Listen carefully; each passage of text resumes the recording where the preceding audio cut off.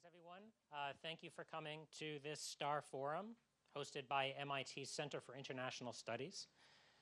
My name is David Andrew Singer. I'm an associate professor here at MIT in political science. Before I introduce the speakers, I just wanted to say a little bit about the forum of this event.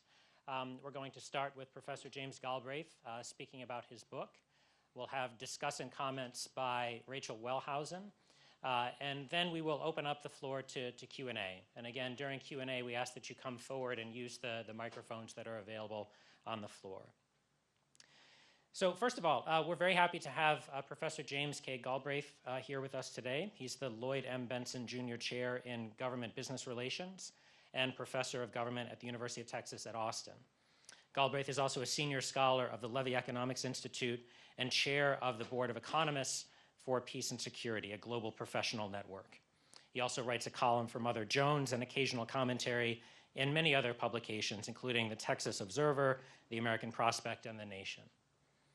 Galbraith's new book, which he'll be talking about today, is Inequality and Instability, a study of the world economy just before the crisis. His other books include The Predator State, How Conservatives Abandon the Free Market and Why Liberals Should Too, Balancing Acts, Technology Financing the American Future, and Created Unequal, The Crisis in American Pay.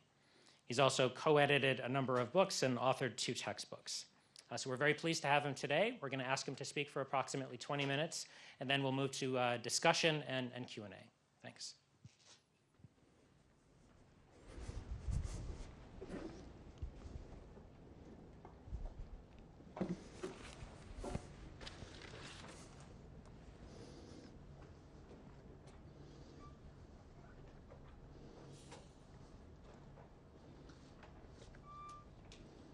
That works. Thank you very much, Professor Singer, soon to be Professor Wellhausen, soon to be my colleague at the University of Texas. It's a great pleasure to be here.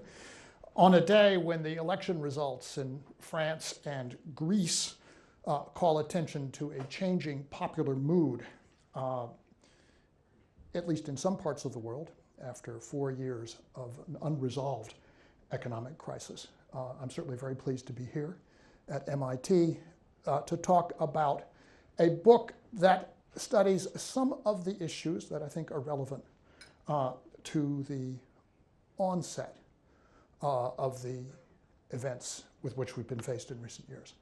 And it's certainly a pleasure to be back in Cambridge, which, as many of you know, is my hometown. The study of economic inequality has been a coming thing in economics only for the last decade and a half or so. It was a backwater for many years following the end of World War II for the first half of the post-war period, and only began to catch the interest of the economics profession in the 1980s when it became clear that things were changing, that there were developments of interest, that in particular respects, inequality, especially in the United States, was getting worse. Over the years since, and particularly in the 1990s, there developed a dominant narrative on this subject in which the classical economic notions of supply and demand tended to predominate.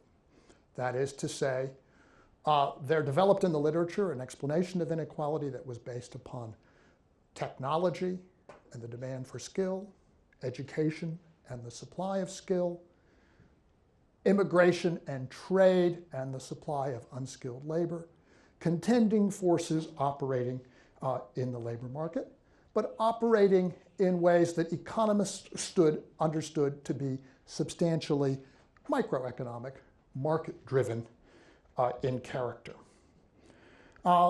This suggested that the environment in which these forces were operating was substantially self-contained labor markets, which might be linked to each other, but only by the kinds of channels I just described, by the diffusion of technology, by the migration of workers, by trade in goods with differing compositions in the labor that puts them together. If you went to the Journal of Economic Literature, and in fact, if you go there today and ask how you would be able to classify an article on macroeconomics and inequality, you'd find there's no such classification. That, in fact, the profession is simply not oriented to thinking about the problem of inequality in those terms. This is something I have been engaged in trying to change for quite a long time. I did a book called Created Unequal, Crisis in American Pay, in 1998, which reviewed this literature, particularly focusing on the United States, and came to the conclusion that the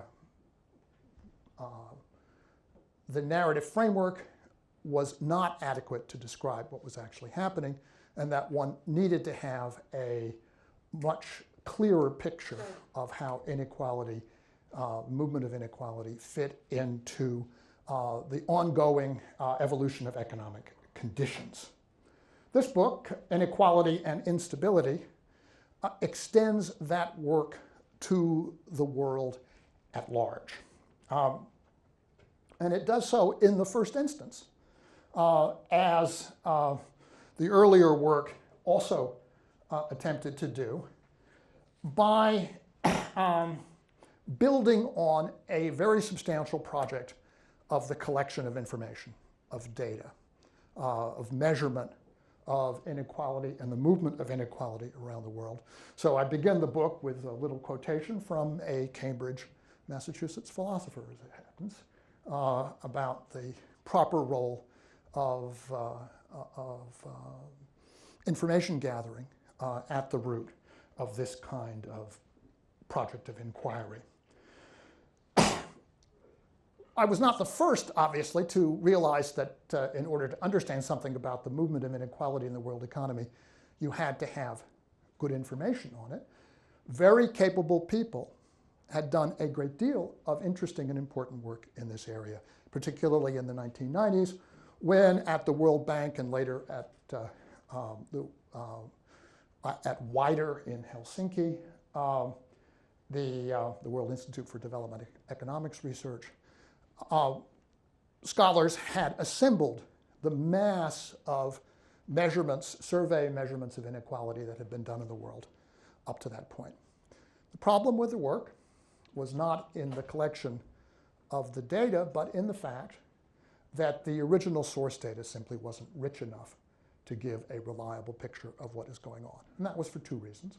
One is that surveys are expensive, and they were in many places quite rare, so that long periods might pass, years upon years, in which a survey of adequately high quality was not taken in many countries around the world. And secondly, where surveys did exist, the object being surveyed was often quite heterogeneous. That is to say, sometimes the surveys were of income, sometimes of expenditure. Where you were looking at an income concept, the concepts were not consistent from place to place.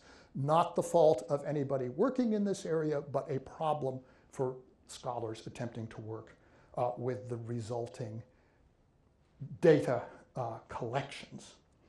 And one of the consequences of that was that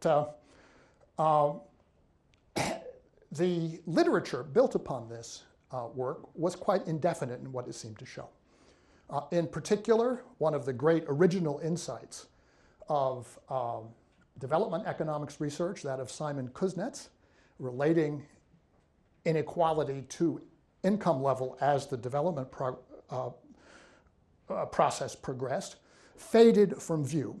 And I actually have a wonderful short exchange of correspondence with Paul Samuelson late in his life when talking about Kuznets, in which he wrote to me that in his view, Kuznets was right until he wasn't right anymore. And that was Paul's view, and it was a perfectly reasonable view based upon the evidence as he had seen it. There was also a great deal of literature which I think was inspired in part by the, let's say, Rorschach test quality of the, Rorschach blot quality of the information, relating inequality to economic growth. Was a low degree of inequality conducive to a more rapid rate of growth, or was